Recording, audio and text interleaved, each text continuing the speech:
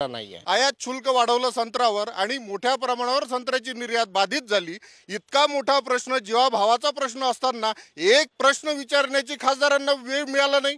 हा शेतकऱ्यांचं आयुष्य खडतर करण्याचा त्यांचा प्रयत्न होता। दुसरं, फिनले मिल ही कोविड काळापूर्वी फायद्यात होती। इथला कापूस उत्पादकांचा हा प्रदेश आहे।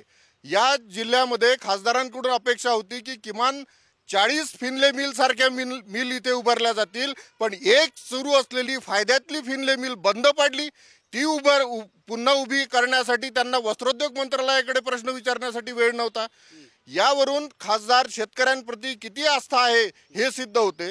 दुसरी बाब, मेळघाटचा प्रश्न आहे। मेळघाटमध्ये धुळघाट रेल्वे असेल, मेळघाटच्या कुपोषणाचे मुद्दे असतील, यावर कधीतरी प्रश्न खासदारांनी मांडले का याबद्दल त्यांनी पुरावे देण्यात यावे।